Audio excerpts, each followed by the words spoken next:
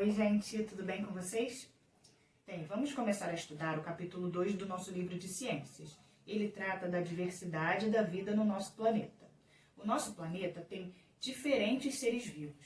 Vamos imaginar cachorros, minhocas, gatos, lagartos, pássaros, baleias, fungos e bactérias. Bem, mesmo sendo seres muito diferentes, eles se relacionam entre si e possuem características que podem diferenciá-los uns dos outros. O planeta Terra, por enquanto, é o único planeta onde encontramos formas de vida. Mesmo com tanta diversidade, os seres vivos precisam de características específicas para serem considerados seres vivos. Uma delas é que todos os seres vivos do planeta Terra são formados por uma unidade bem pequenininha chamada célula.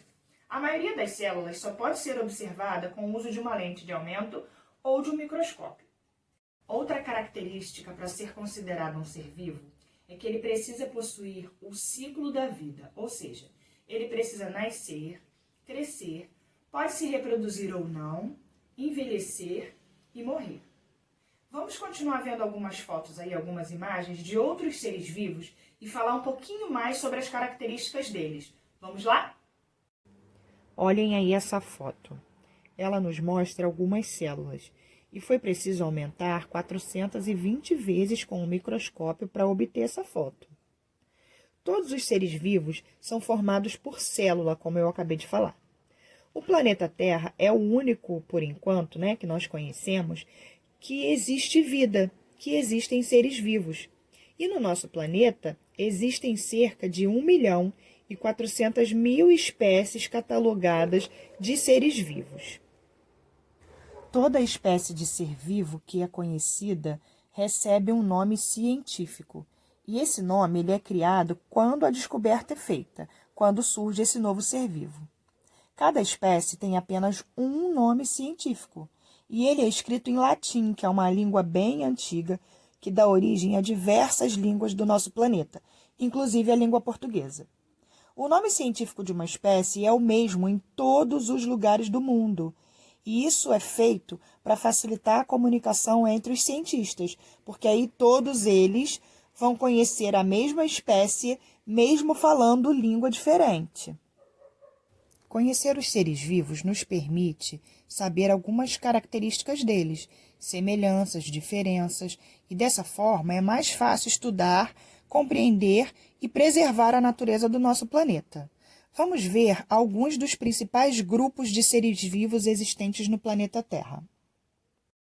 O primeiro grupo é o grupo das plantas. Nós sabemos que a principal característica das plantas é que quase todas as espécies são capazes de produzir o próprio alimento através da fotossíntese. As plantas podem viver em diferentes ambientes. Elas podem viver fixas no solo, elas podem viver fixas em outras plantas ou na água, e muitas delas servem de alimentos para os animais. O segundo grupo é o grupo dos animais, que, diferentemente das plantas, não conseguem produzir seu próprio alimento, e por isso se alimentam de outros seres vivos, que podem ser plantas ou outros animais. Podemos encontrar animais dos mais diversos tamanhos, dos bem pequenininhos como formigas e borboletas, até os maiores como as baleias. Os animais podem ser encontrados também em diferentes ambientes, terrestres ou aquáticos. O terceiro grupo que nós vamos ver hoje é o grupo das algas. Ao contrário das plantas, as algas são sempre aquáticas. Elas vivem nos oceanos, em ambientes de água salgada. Também podem viver em ambientes de água doce e em locais úmidos, não necessariamente submersas. Assim como as plantas, as algas também produzem seu próprio alimento através da fotossíntese. E existem tipos diversos de algas. Algumas são tão pequenininhas que só podem ser vistas com um microscópio. E outras são maiores, medindo metros e metros de comprimento. Aí nessas imagens vocês podem ver plantas, animais e algas vivendo em seus ambientes naturais. Nós, seres humanos, usamos seres vivos de todas essas espécies em nossa alimentação, inclusive alguns tipos de fungos. Bem, os fungos eles não realizam fotossíntese, assim como os animais. Eles, na verdade, se alimentam de outros organismos, que podem ser plantas ou animais em decomposição. O material que sobra da decomposição dos fungos, ele pode ser aproveitado por outros seres vivos.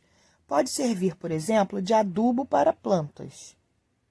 Aí nessa foto, existem exemplos de fungos que podem ser vistos a olho nu, mas alguns são seres microscópicos. Alguns fungos são comestíveis, como eu tinha falado. Aí, na parte de cima, tem duas fotos, os cogumelos e os fungos presentes no queijo. Esses servem para a nossa alimentação. Já na parte de baixo da foto, esse cogumelozinho vermelho e os fungos presentes na decomposição do pão de forma são nocivos à saúde do ser humano. Tenham muito cuidado com cogumelos encontrados no ambiente natural.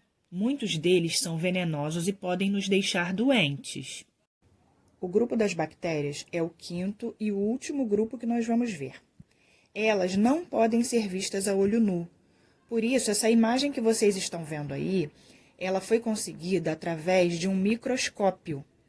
As bactérias estão presentes em todas as partes, no ar, na água, no solo e até no corpo dos seres vivos. Algumas bactérias provocam doenças, como a cárie nos nossos dentes, mas a maior parte delas é inofensiva ou trazem até alguns benefícios para os seres vivos. Certas bactérias vivem no interior do corpo humano e elas são as responsáveis por auxiliar o nosso processo de digestão dos alimentos. Assim como os fungos, as bactérias também participam do processo de decomposição. Elas consomem restos de animais e vegetais. Os fungos participam do apodrecimento dos alimentos, as bactérias também. Para manter bactérias e fungos indesejados longe dos alimentos que consumimos na nossa casa, precisamos mantê-los dentro da geladeira. Esses seres vivos, os fungos e as bactérias, eles têm dificuldades em se reproduzir em ambientes frios. Por isso, manter os alimentos gelados evita que eles estraguem e eles ficam próprios para o nosso consumo.